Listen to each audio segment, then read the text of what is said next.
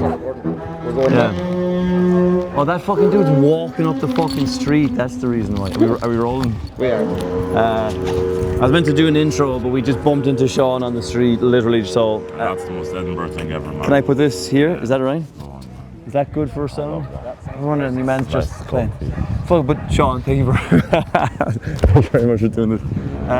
So let's eat anyway and get away from the sound, I guess. Do I am very hungry. you want to head up to Bristol Square? Yeah, let's go. I don't know anywhere around here, bro. I just know places to see them.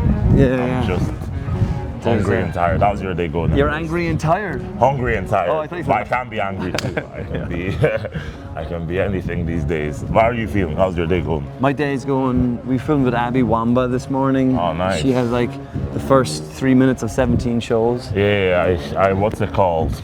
She emceed the audition I did like last year for a gig. You know, Pleasance Reserve? Yeah. That's because that's how I met her in 2013. She was here for the Pleasance Reserve.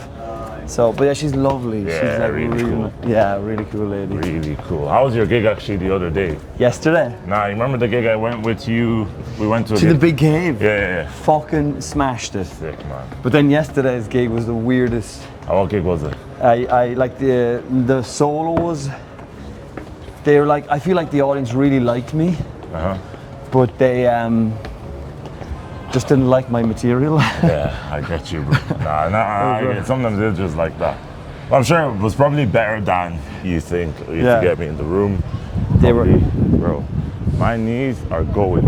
Your knees? Yeah, I already have bad knees in general. What age are you? 20? 24. But I have a problem here. They said that it's been up since I was like 12. They said I had a growth spurt and I was growing. So my knees, like the knee here, the bone here and the bone here, they're like clashing. So they like grind together. And they're like, oh, you'll grow out of it. I'm 24 years old, bro. Still the same knee issues. You're a very Watch the tall car, man. individual. Wait, how tall are you? I'm I think 6'3.5". Fucking hell. To be exactly precise. But yeah, so these hills in Edinburgh haven't been helped with. I've just been dying, bro. It's fun going downhill though.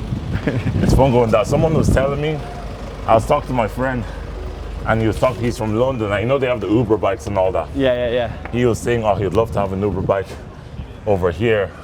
But when we thought about it wouldn't make sense because everything is hilly. Yeah. So it'd be so difficult going uphill on the bike, and every day someone would die going down one of these hills, bro. Like people would be, So it makes sense for them just to be like, you have to trek it, But yeah. Let's go through here. We'll pop out to Bristol Square. Oh, there's some fucking food places over here as well. Yeah. Let's do it, man. Is that Lucy? I don't know if that is Lucy. So see the lady that's Moonface. But if that is her, she's a show and I haven't checked it. I hope that's Lucy, but I have no idea if she can see me. Because apparently it's two little dots. That is Lucy. I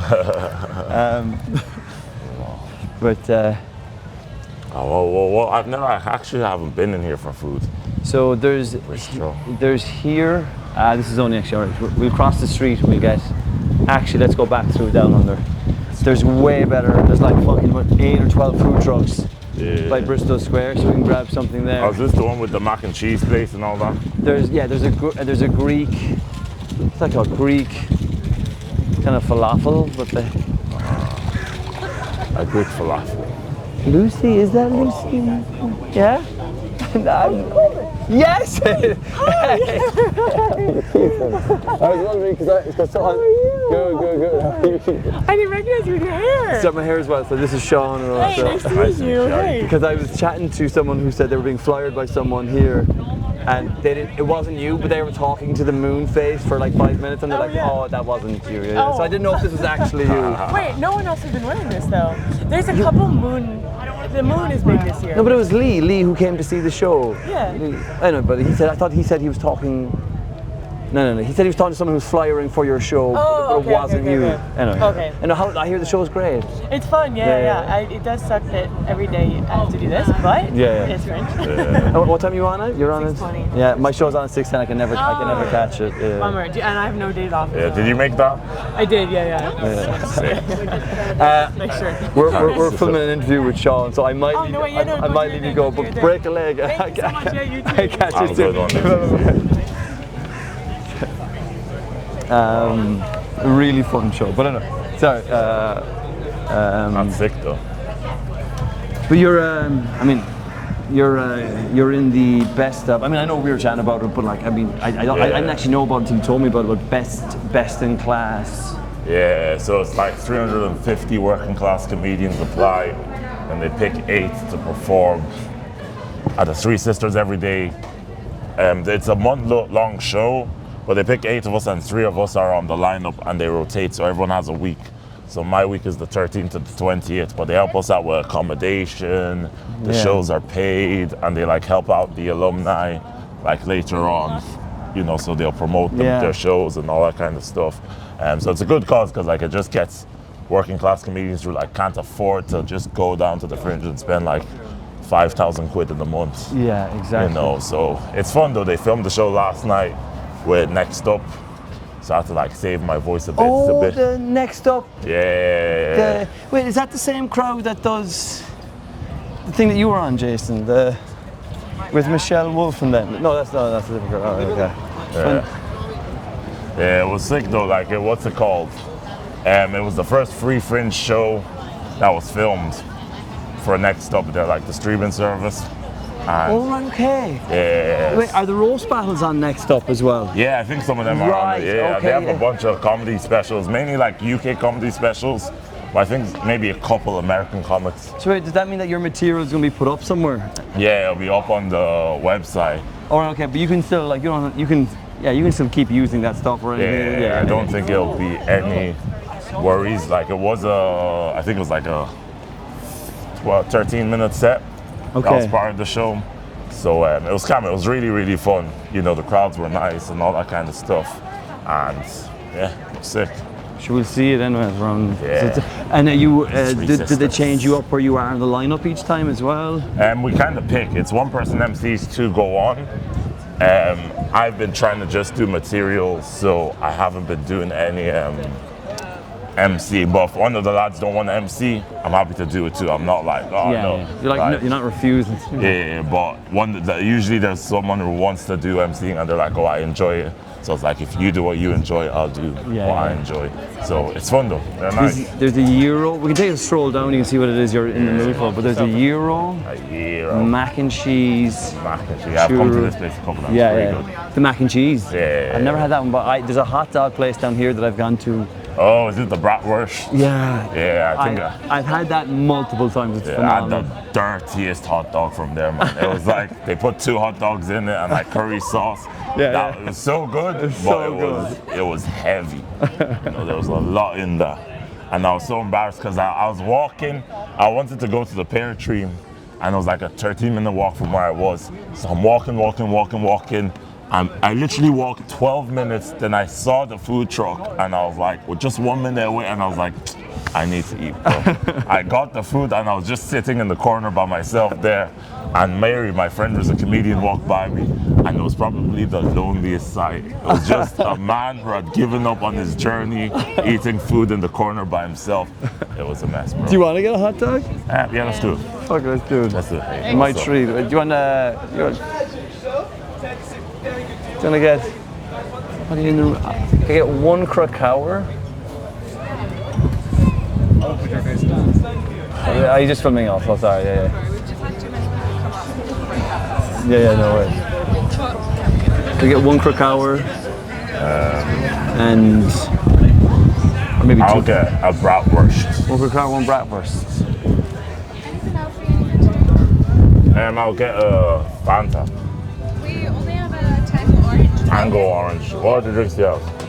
Any of these are up here. Oh, I see. I'll have a bottle of water. Yeah, I'll have a Tango Orange, please. It's alright, I'll get one. No, I'll get this. This is going to be on. I better get this. This is like I get it every time. Every You time. were here the other day. I'm here for yeah. How's your show been going? It's been mostly going really well, but yesterday was weird.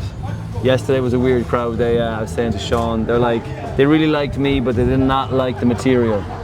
It's weird to feel the love for me. They're really like, we really want to enjoy this, we just can't. We just, So, Oh, thank you so much. Cheers, thanks. A tango Should we get- orange. A cash stash. What does that even mean? A cash stash? That means you can win some money. Nice. Oh, I thought it was like one word. A cash. Cash. Well, yeah, have you seen many shows? No, I've seen. No, I don't think so. I think my girlfriend was here. We saw like 2 or 3. Yeah. I saw Christopher MacArthur Boyd. I saw his show. It's fucking great. Have you been catching many shows? Nah, I'm gonna start up. My voice is going, Yeah. and it's gone to the point where I'm doing gigs, but it's like I feel like I'm not even doing them well because I'm tired and I can't. Like my voice is bad. So I was like, I think next couple of days I'm just gonna relax on the gigs and just go catch some shows. And there's like shows I want to see, as well. So What do you want to see? I was gonna see Denakans. Wait 1 sec. Actually, sorry. Just get no onions on the Krakower, if that's okay. Would you like any of the sauerkraut? All right. Sauerkraut prices? Yes. We go over. What we might do, sure, like once we get these, maybe we'll stroll down to the meadows where it's nice and quiet as well. Yeah. And Oh, is that where the park is? Yeah. Or Yeah. sit down somewhere either. Nice, yeah, because I played football with a guy from there. Well, a guy, he wasn't from the park, but he was Man in the from park. the He was in the park. I played football for a bit, and I was thinking I might message and see if any comics want to go and play a football game. Like I don't have a football, he has a football. yeah. Ask a couple comics. I'd be have a fun kick with one about. game because you don't ever play the five-a-side in Dublin amongst the comics. Nah, I've wanted to for a year. Is that still going on? That's still going, but really? I think there's 60 people in the group, and we always struggle to find 10 on a Tuesday. Oh, really? But it's good crack. Yeah, what time's that? It's like Tuesday at 7, I think. Tuesday at 7. Yeah, I think it's just because I don't live in town. If I was living in town and I could walk there, I'd Yeah. go every Tuesday. I love playing football. Yeah. If I see a guy with a football, I have to ask. So literally, I was walking with Madeline and Oscar, and we're walking together, and I was like, yo, that guy has a ball. I think I'm gonna ask for a kick. And then I ended up playing football with him, and they were just sitting off somewhere else. So I got his number. He was saying that they're in some five-a-side group and all that kind of stuff.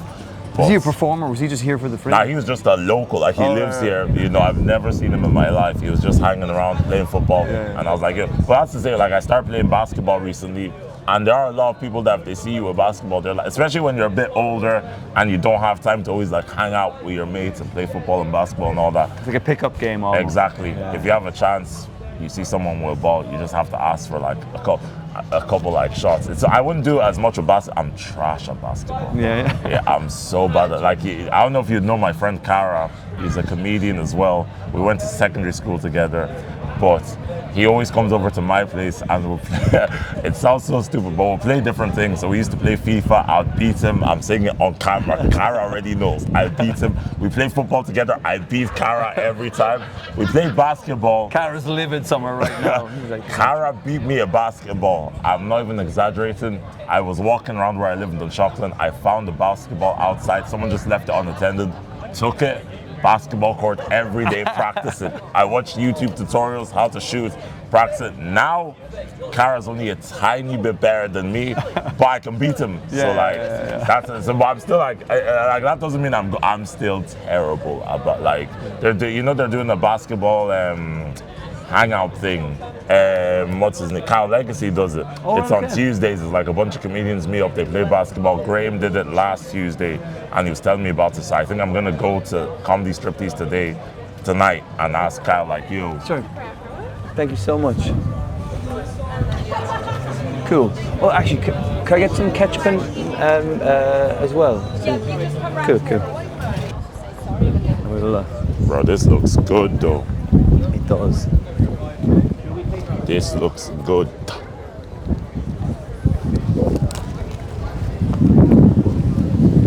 So there's a basketball game every Tuesday. What time? I have no idea. I think it might be maybe 11 or something, maybe 12.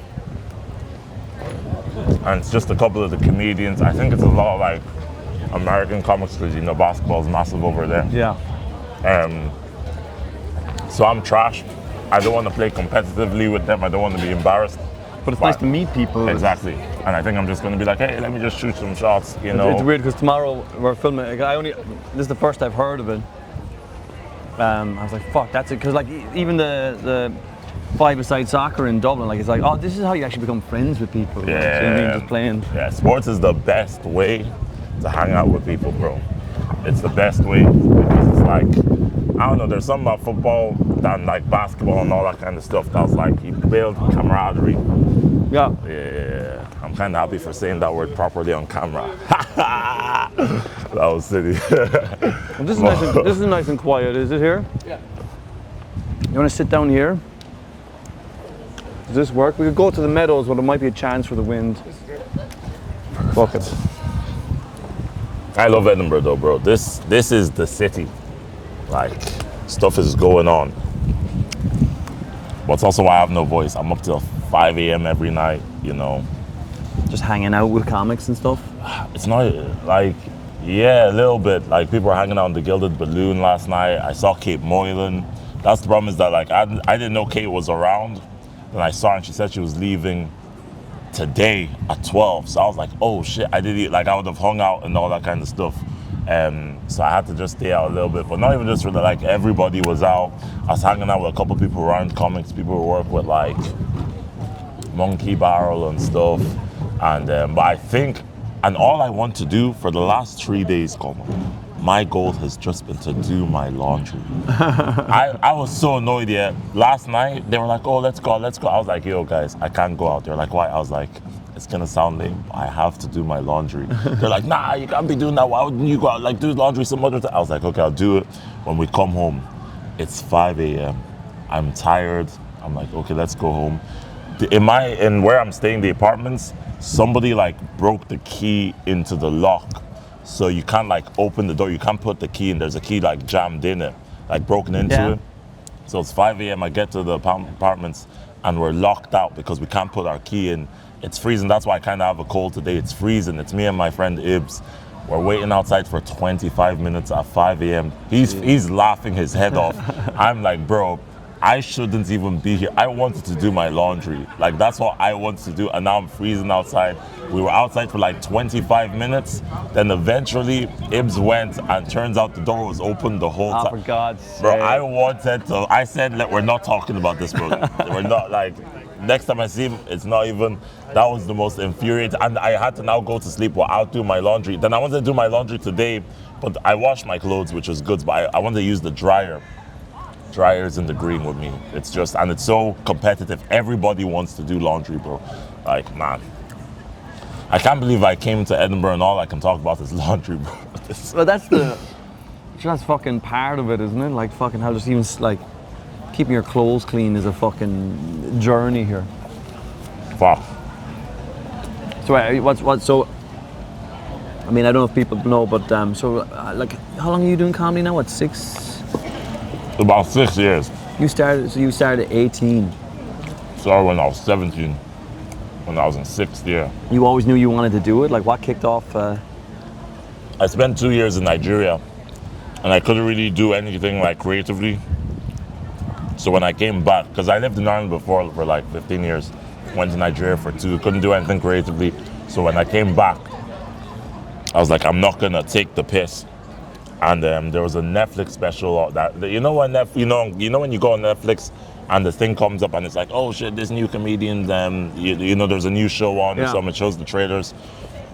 His thing came out, like some guys came up and it was like, this is the funniest comedian in the world, the funniest comedian to ever, and I was like, bro, this guy can't be that funny, bro. Like, I watched it for 15 minutes then turned off, and it was Dave Chappelle's new specials in 2017. And it was the best thing I'd ever watched. And I was like, I'm just gonna do comedy.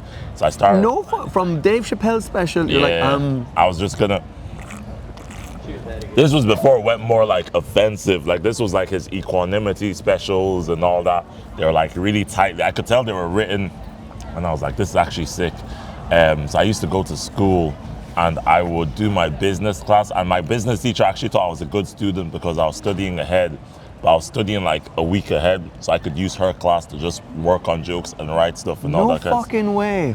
Yeah, so she thought I was great, but I was just like in my copybook writing dick jokes and all that kind of stuff. Then I did I tried to do Battle of the Acts, but I wasn't allowed in the pubs because I was 17. But then on Culture Day, Tony messaged he was doing some event in the center, so I did my first gig there. But then I didn't That gig. was your first spawn. Yeah. But then I didn't gig again for like a year because I was in school, you know. Oh, what year are we at now? We're in, so this is about 2019, so we're coming into COVID pretty soon. Like you started within a year and a half, it's COVID? Exactly, yeah. Okay. So I did maybe like 15 gigs before COVID hit. And then I did a couple gigs here and there during COVID. And then, ever since then, pretty consistently, I've been gigging, you know. How long have you been going? I've been going, I think then you and me started around the same time, I would say. Are you? Like you were there for Chris O'Neill's gigs on the Tuesday and Thursdays. Yeah, Jesters? Yeah. So I think we started around the same time then, about 5 or 6 years ago. But like for me, it's weird. I feel like I think I started maybe a year before COVID. Or maybe I did my first gig a year and a half before COVID, and then I stopped for like 6 months, and then I did my next gig. And then since then it was pretty consistent up to COVID. But then COVID hit, that was 2 years where I didn't really do any comedy. Yeah. And then after COVID, Best Man, for Best Man, that was like almost 2 years of our life. Mm-hmm. So like with fucking Best Man, and like literally we adapted that to a screenplay and got it optioned in the last 6 weeks. So in my head, I feel like, even though I started however many years ago, I feel like in my head I'm only 2.5 years. Like I feel so, but the only thing that's really pushing me is like, I'm like maybe envious of yourself. Is like, you're so young. I'm sorry, I know that must be, but like you're like if you release an hour before the age of like 35, it's still like ahead of. Do you know what I mean? Okay. I think I feel this weird pressure of like, oh fuck, I'm already, like I didn't start doing any of the creatively stuff till I was already 27. Like, so I think like to be young and to pursue it, I'm like, to be young, I sound like an old man. but I genuinely, I always thought anyone who was at the age of 18 had the courage to pursue it. I was like, God, that takes such courage. Like to know yourself, like, no, this is it. Yeah. I get you. So wait, what were you doing before then? I have a degree in maths. Really? Yeah, I have a degree in maths. Mathematician, yeah. Yeah. Wow. And then I didn't know that. Then I went back and did teaching so I could teach maths. But when I went back to teaching, that was like, I'd done a few different things, and in my head teaching was like the last thing. I was like, maybe this will make me happy. Maybe I could survive, 3 months off. It's Monday to Friday. It's like you're only working 32 weeks of the year. It's a very tough job. I remember I became fully qualified teacher. And the very next thought I had was like, what's your next excuse? Oh. And I was like, all right, I gotta do this. Yeah. That's mad. Yeah. So wait. So why did you stop teaching then? Was it to pursue stuff creatively, or you just didn't like it? I like teaching fine. I thought teaching was grand. And it is a very tough job. It actually is a fucking incredibly tough job, but I just couldn't not create anymore. Yeah. I felt like if I kept pushing it off, I thought I was like, I'll blow my brains out eventually. I tried to have a regular sort of 9 to 5 Mondays. I tried it. I was like, fuck it. Maybe I just haven't found the right 9 to 5. Then after a while, I was like, oh man, I can't hack it. I can't hack it. So like the kids were lovely, students were lovely, everyone was lovely. I just couldn't fucking hack it. Yeah, that reminds me. Whenever people ask me like, oh, what would you do if comedy doesn't work out? I always say to the people, I'll probably give myself a couple of years, but like I would want to start a family and all that. So if comedy doesn't work out, I'll quit, start a family, work a proper job. Once all the kids are at least 18 years old. Come back to comedy? Nah, I'm gone, man. No, all right. I don't need to live anymore, bro. I've done it all. I thought you were gonna be like, then I'll go back to comedy. Nah. At that point, if I'm going back at that point, my life's already finished anyways, like the game is rigged, man. I have to go, man.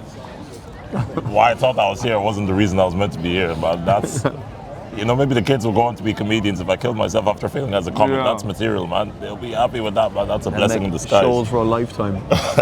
Yeah, that's a blessing. But yeah, but teaching is hard. I heard that kids today are different, like rude. Because I have a couple friends who are teachers now.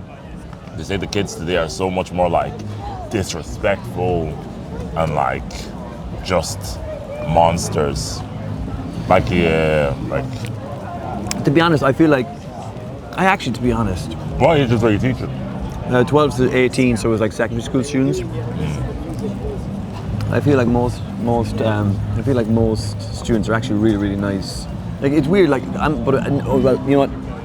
When you're a regular teacher in a school, yeah, they can challenge you actually. And I had some challenging classes actually, but now I go back and do comedy workshops in schools. When you're in for a day, it's kind of quite easy. They're like actually. Everyone's standoffish for like the first 40 minutes, and then once they know you're not a cunt, I think they're kind of like they kind of open up, and you see this whole other side to them. But they have their guard up. But I don't think they're any different than when we were in. Like, I don't think so. I think they're like, I think they're the same always. You know, at least I think so. Yeah. I actually have no idea. I just hear because at the same time, I remember being in school. And like my class especially were like the bad class. Where did you go to school? I went to school in Dunshaughlin. I went to a couple of schools. I went to school in Dunshaughlin, I went to school in Ratoath, I went to school in Navan, I went to school in Cavan, I went to school in Nigeria, I went to school in London. Yeah, I went to a couple. London? Yeah, I went to London How the fuck did you end for up a in year. London? My mom was what's it called? She was in Nigeria, she was in Ireland, and she had me and my two brothers, and she was also working and also going to college. So my grandma lived in London.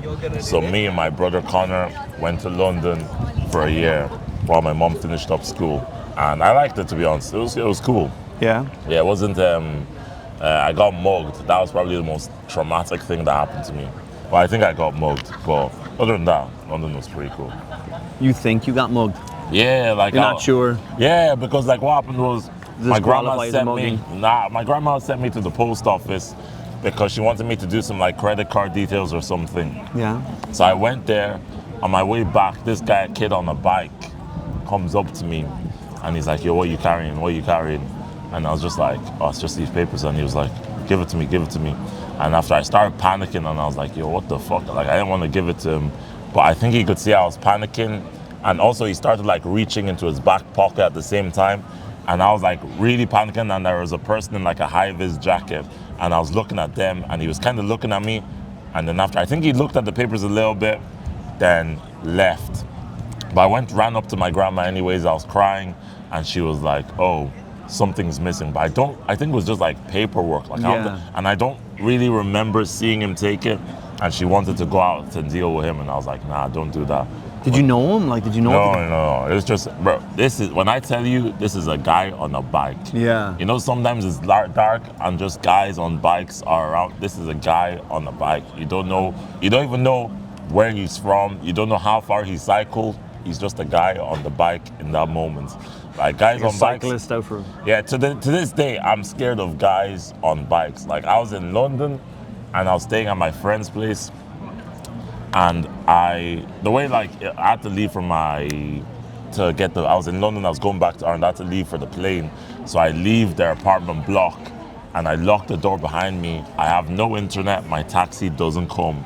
And all I knew about the place we were staying at, they said, yo, this place is safe enough, but if you go down the wrong way, it's game over. Yeah. So I have no internet. I don't know where I am. All I know is that if I take the wrong turn, my life is over. So I'm literally just standing at the apartment block. I swear to you, two guys on bikes appear out of the dark. I swear this is embarrassing. I'm so happy there's no record. I hid in the bush. I hid in the bush. I was like, yo, bro, I'm not getting caught. I was literally just in the bush like this. And I'm a grown man. I was like 22 at this point. And they just cycled around for a little bit and then cycled off. And I was like, whew. I feel like you see a guy out for a Sunday cycle, just in all the gear, you're like, this man's a criminal. Yeah, I have to have my eyes on all guys on bikes. Guys on bikes are a serious threat, though. Serious threat. Wait, so you were your first gig was with Tony at Culture Night, Yeah. and then after that you've just been. And did you use some of those jokes you wrote during business class?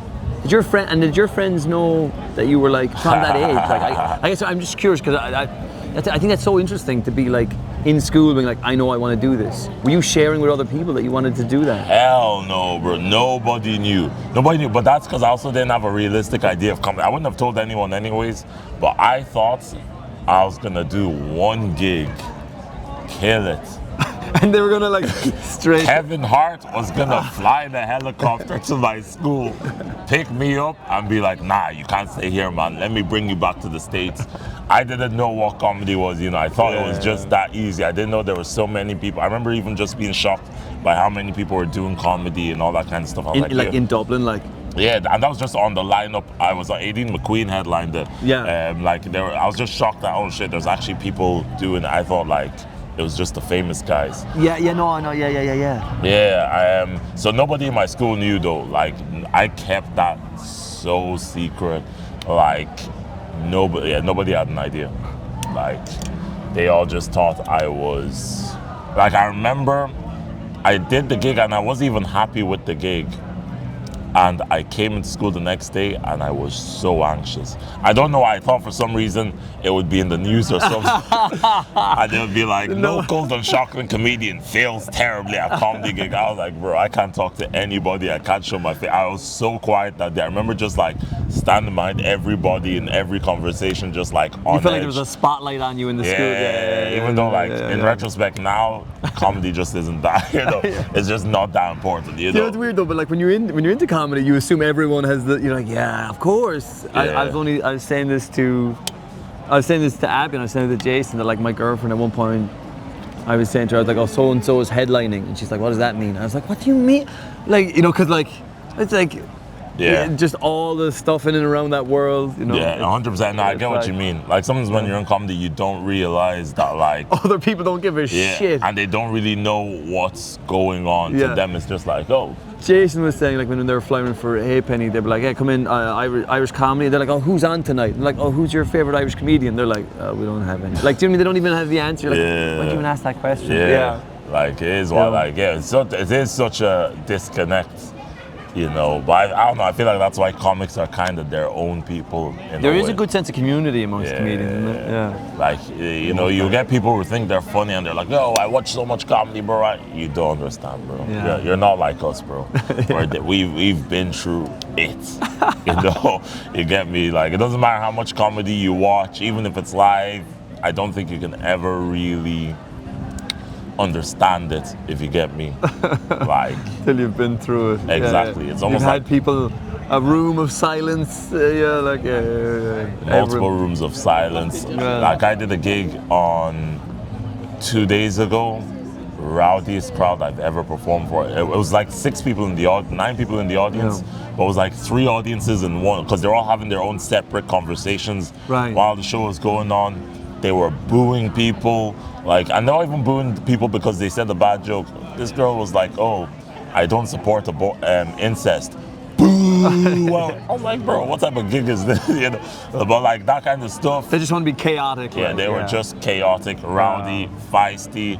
I went on and I was just kind of shouted at them a bit, and they were okay. They ruined some of my jokes, but like. But that was one of them gigs I did my set and I was like, I'm out here, bro.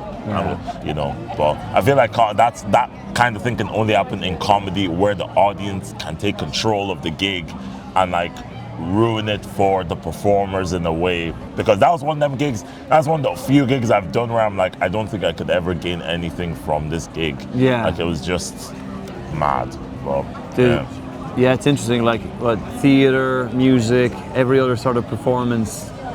Comedy's the only one where you need the audience to be, to be participants. But then you're like, but don't be participating too goddamn much. Yeah. Also, I want to reference my t-shirt just because I saw some girls walking by and they were like, "Hey, what the fuck is he?" Yeah. Should I say what's crazy? I said this in the video recording already. The only reason why I'm wearing this outfit right now is because I can't do my laundry. this is a no clothes to wear outfit. That's the only reason why I have to wear this t-shirt out. I love the t-shirt, yeah, but it's not exactly a t-shirt you wear out in public walking around. Because I was doing the gig earlier on and I'm practicing my lines, and this guy was looking at me and he stood up and came over to me and he was like, wait.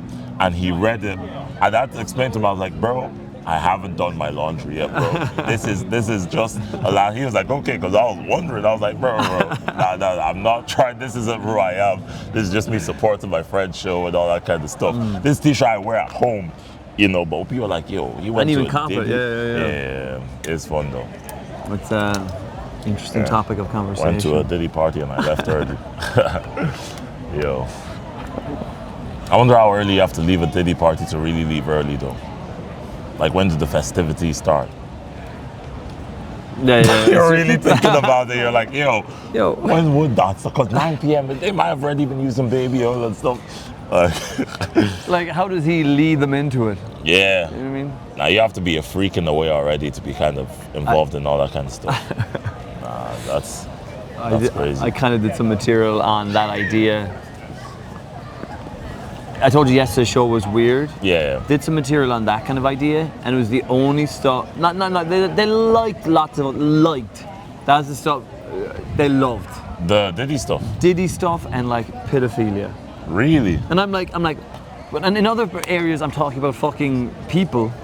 Like, you know, or talking about having sex, and they're like, yeah. And then suddenly onto these two things, they're like, love. I'm like, you're the weirdest audience. I have no idea where you're at. Yeah, comedy can be so weird like that. Yeah. Like, I have this 9/11 joke, and I can't really tell which audiences to do it on or not, because like, I would think an older audience wouldn't appreciate. Now most times they don't, but sometimes they be going crazy for you know, dirty or you know, you can never give us really, the darkest shit. Yeah, they kind of like.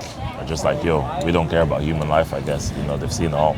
I'm always curious to ask like what people's plans are, if that's like in terms of comedy. Like, so what's your like do you have a plan, or you're like in terms of, I don't know, are you going to move to Barcelona, Berlin, stay in Dublin for a few years, like try and release a special in Ireland, like, or like what, do you have some kind of strategy or plan in mind, or like, are you just like, I'm just trying to gig as much as I can right now, that's all I'm really focusing on?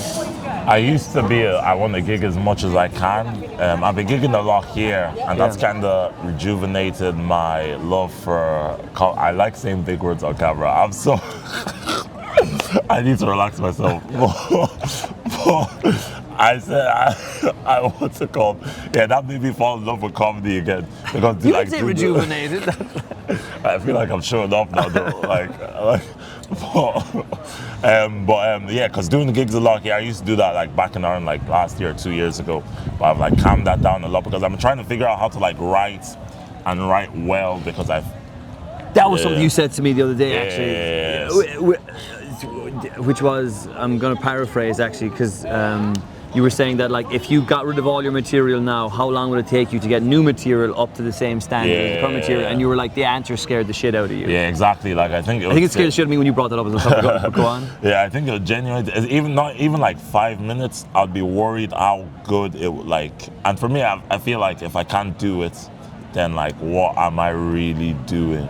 You know, if I can't write a new bit and bring it up, like, because that's essentially what a comedian is. I have an idea, my job is to turn that idea into something that is funny on stage. Exactly, yeah. So even for the last week of the Fringe, I think what I'm gonna start doing is any idea I have, saying it on stage next day or on the day or something like that, because it's something that I'm quite bad at, and I don't think I think especially when I look at what comedy is now, I think comedy is like more content based than it was before. Like I think before you could have like the same jokes and do it for 10 years, but now when you look at all the top comics like Bill Burr, Dave Chappelle, Ricky Gervais, they're putting out new hours on Netflix, Hulu, Disney Plus every year. So I think the best thing to do would be to look at what the top comics are doing and try and like mimic that. You're like, okay, if that's what they're doing. Exactly. Even if it's never on Disney Plus or anything, you can still do it on YouTube. Yeah. So like before I came to the Fringe, I messaged my friends. I called my friends who are videographers,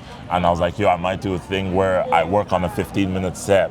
Once it's ready, they bring their cameras, record it like proper, like it's a special, ship it, like put it on YouTube, put it on TikTok, clip it up, and then work on the next 15, because I think that makes a bit more sense to me than like just running and trying to do clubs and all that kind of stuff. Like it is a weird balancing act that now you have to almost be a comedian, but also content creator, producer, all these things just yeah. So like I feel like I'm bad at I feel like if I want to gig a lot, I can gig a lot, but I'm not as good as the other stuff I want. So I want to focus on that as well. So I want to focus on building a lot more material. I have like a whole schedule in place for how I do it. I also want to What's your schedule, can I ask? So I come up with a bit in my head. I voice record it on my phone just so that I don't forget it. And then I'll like have in my calendar, I have like all the dates for gigs. People are laughing at me for wearing this t-shirt. This is crazy, bro. These girls are laughing at me. Bro, this is wild, bro. But anyway. It's a good opening line with people, though. Bro, it's crazy, bro. I'm outside. But what's it called? So yeah, I record it on my phone. Then I have like, so let's say I'm doing the international on June 26th and it's June 24th. I'll put in my diary, do this new joke on the 26th. The international? Yeah, on the 26th. No, that's because I feel like it's weird. Maybe you're more established than myself in the Irish scene. Like I feel like if ever like international or crack, then I'm like, okay, I gotta bring everything that's great. I don't know if I could. Oh no, you're 100%. I was using that as an example. Oh, Simon, right, okay. I don't do new jokes at your gig, bro. I don't do new jokes, bro. That's all my best stuff, bro. Simon's looking. Yeah, that's polished material.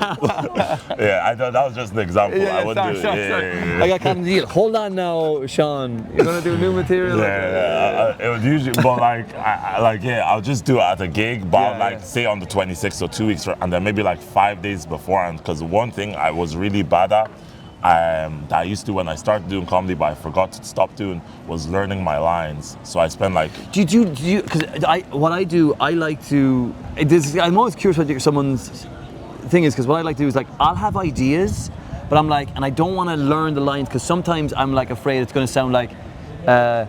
Too written, and I'm like, okay, I'll go on stage with the idea, but of course this is like it's a weird gamble, but it's like I'll go on stage with the idea, but you're like, I'll learn the lines, I know exactly where. Yeah, I say it like I practice it maybe 4 times a day for 5 days before I do it on stage. I don't know, I think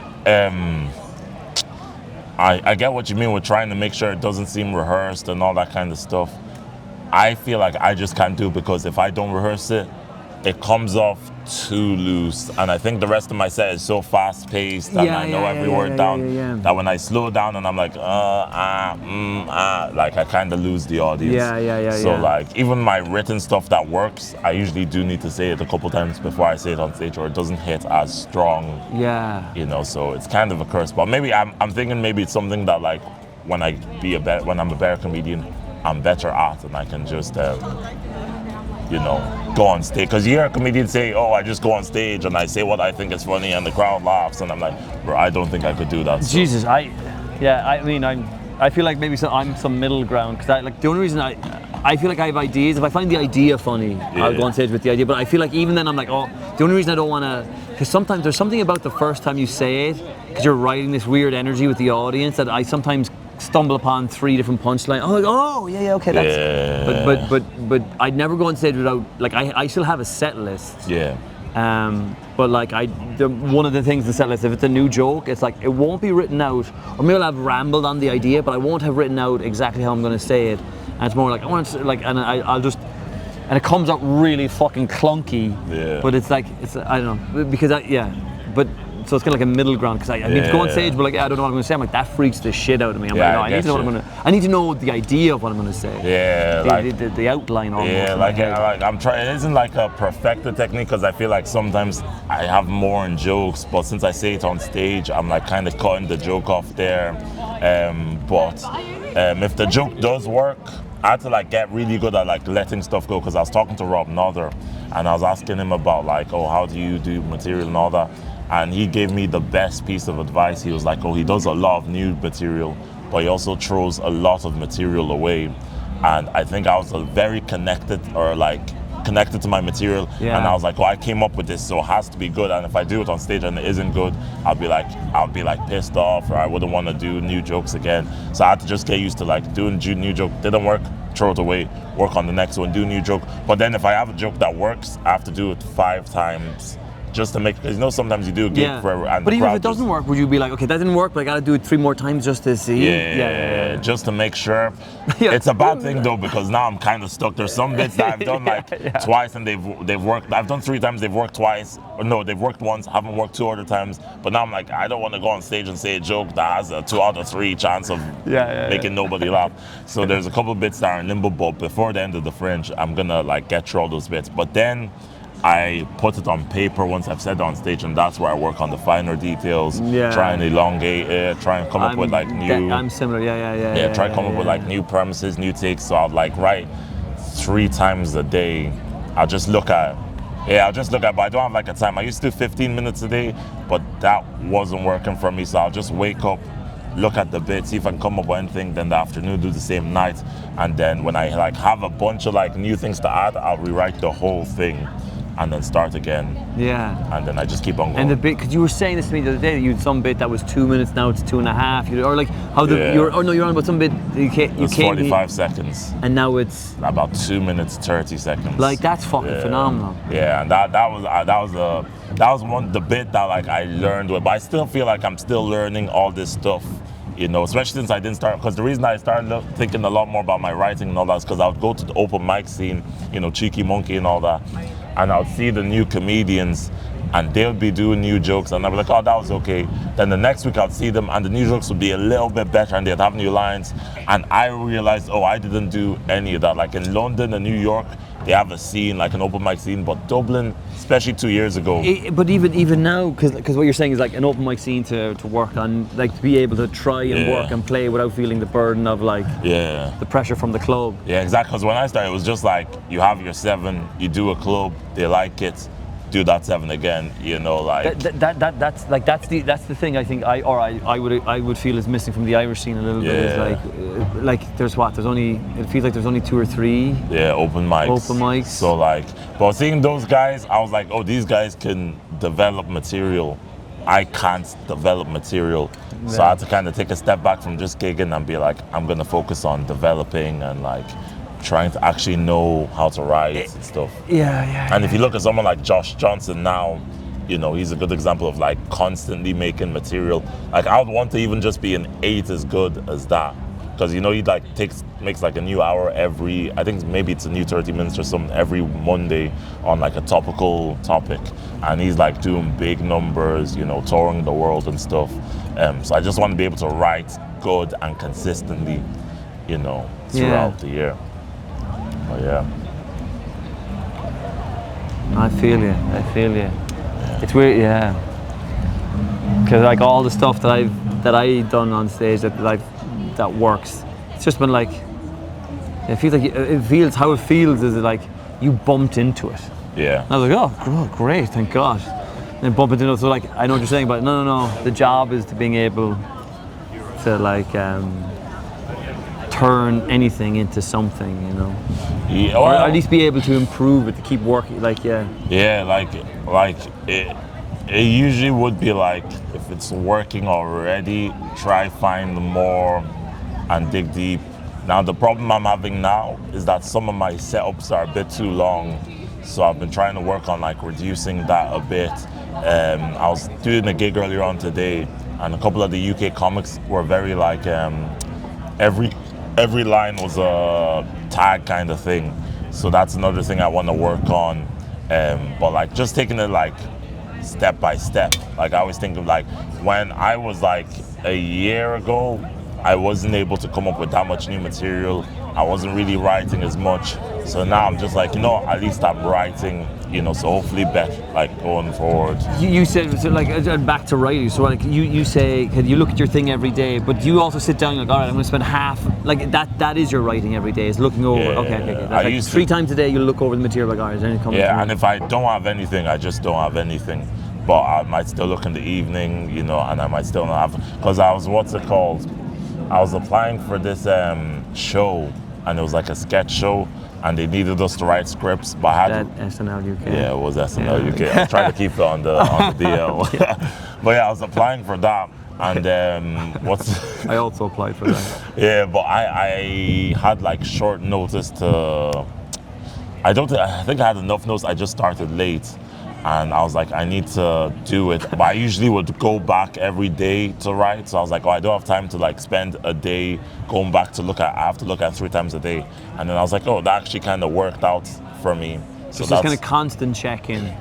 Constant checking, constant. Sometimes you don't have something in the morning, but you might have it in the afternoon. It's easier to, evening. Because before I just used to do 15 minutes of writing a day. But yeah, it didn't really get me anywhere, you know. But it was a good starting point, you know. You have to start somewhere, and that 15 minutes was good to start. But I think doing 3 times a day, even if it's just a minute, it's just like more beneficial. Yeah. Yeah. But I think we're working on actually saying the new material on stage is like the biggest challenge I'm having, and I'm gonna work on it a lot the last couple of days of the Fringe. I know. I think that's a good little challenge, even as you say that. I mean, I might try that. I tried something new at was I saying? I don't know if I was saying that in this. I can't remember. Sorry. Stop me if I'm repeating myself. But I tried new material in the last 2 shows, and it's the thing that's gone down pretty much the best. Nice. And but it is it's such a weird little double act. You're like, I want to improve the stuff I have, but I also want to be kind of constantly searching for new stuff. Yes. But I think if Ireland, I suppose that's why in those moments I become very envious of like the New York scene, or where you have an abundance of open mics and an abundance of bar shows, proper gigs. Yeah. So that way then you don't have to feel like, I feel like in the Irish scene you're kind of constantly caught, I feel, or that's how it feels. Yeah. You know what I mean? Like so I know. No, I get what you mean. It definitely is it's a tough scene to develop material. That's why even coming to Edinburgh, I was like, yo.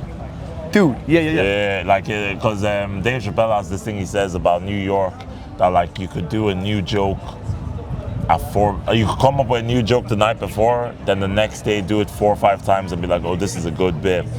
And that, you remember when I was saying like I have to do a bit like 5 times? Yeah. Yeah. Sure, that takes. Yeah, exactly. In Dublin, it could take me ages to find like 5 open mics, and then also depends on the gig. Sometimes I'll do my older stuff and it's not really working, so now I'm like, I don't really want to do this new bit. Yes, because now if it doesn't work, I'm just gonna count as 1 to 5 times it doesn't work. Yeah. So I'm like, but here, I could literally have a new bit and do it. Like even I don't know if you saw, I came up with this new joke, and I did it here, and it killed, and I was able to do it like a couple more times that day, and I'm like, okay, this is just a part of my set now. While if this was back in, it would take months or like at least weeks for it to be like, okay, I can add this in. Yeah. No, dude, I totally this is why I'm doing a whip here, is because the exact same idea. I'm like, fucking have 24 days or whatever of just like gig after gig after gig. Like, oh, fucking great. Yeah. Like, it's like, oh man, I wish life could just be this. Facts, honestly. Like, I actually one week off in between to just Yeah. rest and recuperate, but then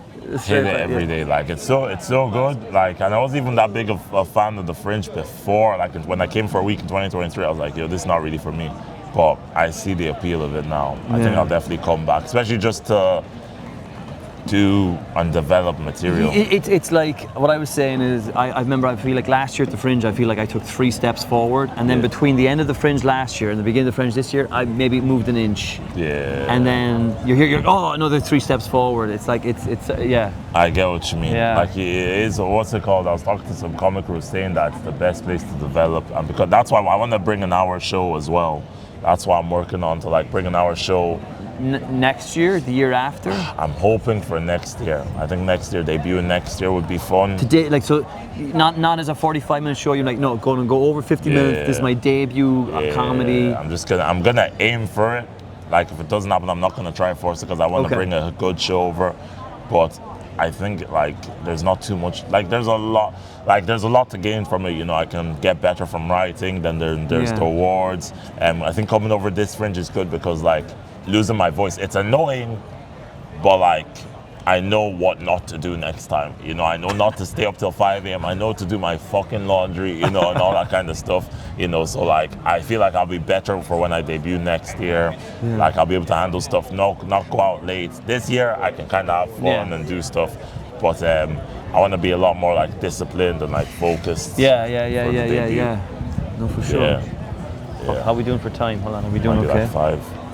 Oh, 10 past 5. Oh, No, okay, 10 we're doing past okay. 5. Yeah, I do have to start flying 5:30 though. 5:30? Yeah. Well, perfect. We start strolling Yeah, down then. That would be actually perfect timing. It's actually a bit cold. Well, it's not really cold. I just want to put on this jumper because I'm sick of people looking at me and being like, bro. Sure, and you're I flying goes down to by Diddy parties. flying down by Monkey Barrel. No, I'm still. You know where you guys were walking? Yeah. That direction. I'm just literally there. It's Three Sisters. Okay. Yeah. Oh, right. Around the Three It's Sisters. just that. So even that street I was on, I'd flyer there as well. So it's all around that line. It's quite busy. The show's just in Three Sisters here, so it's like quite easy to get people into. What's the size of the room? Ooh, the room might hold like 100. Yeah, Okay, might fucking hold around 100. Nice fucking room. Yeah, so on the like Three Sisters What- has like 3 rooms in there, and it's I I've think, been. What room is it? I think it's the big one. I don't know if there's a bigger one other than it. I think they have 2 smaller ones. I've been in one of them. I was asked to do a spot at.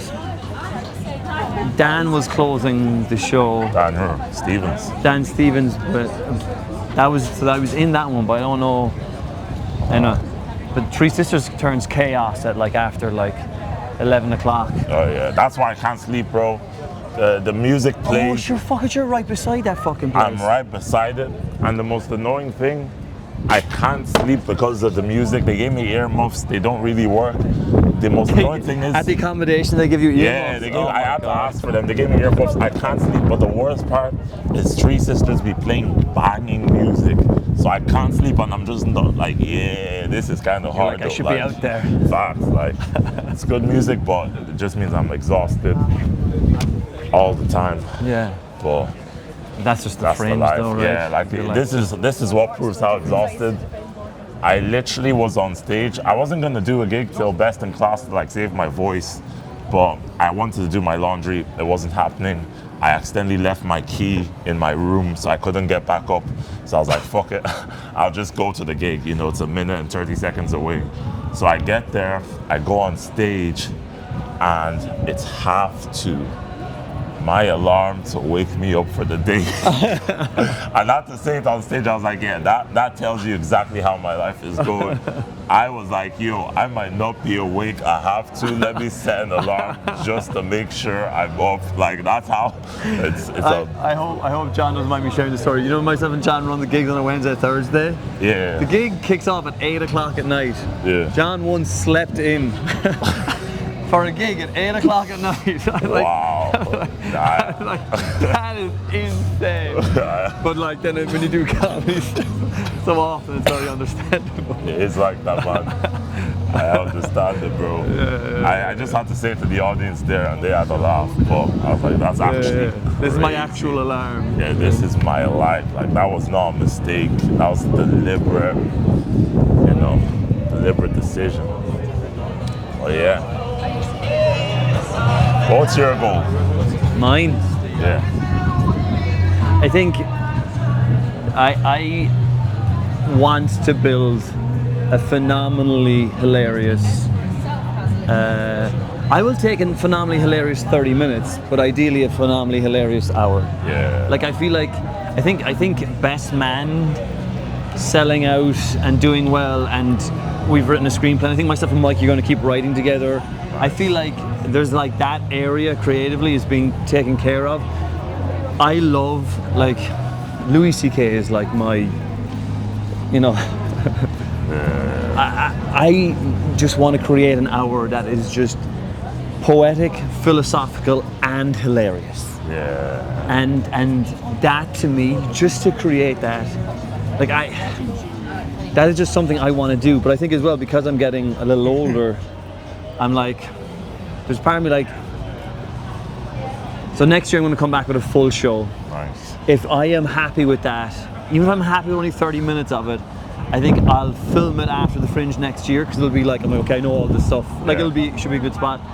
And then I'll be like, film it, put it out as a special, cannibalize it for Instagram. This is my plan as of right now. Cannibalize it for Instagram and TikTok and that.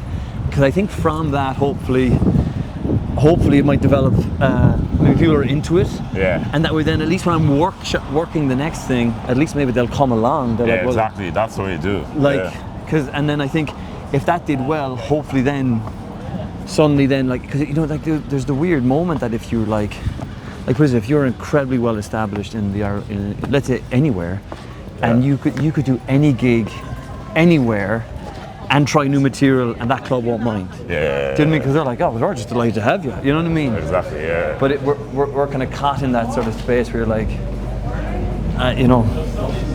So that's my plan, because like I'm almost afraid to tell you my age, but like I think I had in my head that I would love to do another 3 or 4 years of whips and just keep gigging, and then like I have a fucking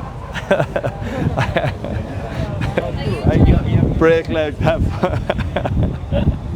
I would love to do another 3 years of whips, and I'm like, I'd love to get to a point where I'm like, oh, this show is just so dense and so filled. But I'm also like, I feel like to me it's like an edge of a sword, or it's a balancing act between like, okay, do I keep going till it's perfection, or do I stop at a certain point, like film it, burn it, start again? Because I remember Louis said, and because he said, the other dude that he used, his name just dropped on my head, white American comedian, bald, George Carlin. Oh, yeah. He was saying that George Carlin would put a date in his calendar when he's going to film a special. He's like, I am filming this material on that day, and I have up to that day. Yeah. And there's a part of me thinks I gotta draw a line in the sand somewhere. And I don't know. I don't know if I'm drawing the line too early or too late, but I'm like, I gotta fucking draw it somewhere. I get you. Yeah. You know what I mean? You need to have like this date's happening whether I'm ready or not. Exactly. Because you're ready. Because I think you'll make it. Yeah. I think, you know what I mean? You'll be like, well, fuck, if that's what I have to do, and I only have a. Because I think that's the problem with comedy. I find sometimes is that, you know, everyone does comedy to not really work a job, but at the same time, having a boss wouldn't be too bad. Like somebody to be like, you have to do this right now. Like there's no messing around, or you know, because it's so easy to just exist in comedy and just do what you want. To just exist. That's a great way of phrasing it. To just be like, yeah, I do my gigs, I have a bit of fun. Yeah. But it's like, you know, I think like have to apply yourself. I think Mike Rice is like such a great like beacon for application. Yeah, 100%. It's just like, 100%. Have you heard my bit on that? Every time someone says that, I'm like, I really want you to see my bit I have on that. I do see it at some point. You do on stage? Like? I do on stage. I'll check it out. So you're going to be flying around here? Yep, just to the left in a high-vis jacket with the rest of the boys. Yeah. The rest of the boys flying for the show. It's not too bad. We'll watch you flyer for a little bit and just hang out in the background. No problem. What's the time? Because the flying starts at past, and I'll have to go back up into the accommodation to get the high vis. Yeah, no worries. Sure, if or we can take. Do you want to head back up and get the high vis? Where's your accommodation? It's literally, we walk right by it. It's just those gates there. It's just those gates there. Do you know where we take this off? We'll leave you go get it. Oh yeah, okay. We'll catch it. I mean, that work for you? Yeah, that's not bad. No worries. Sure, catch you in a bit. I'll see you.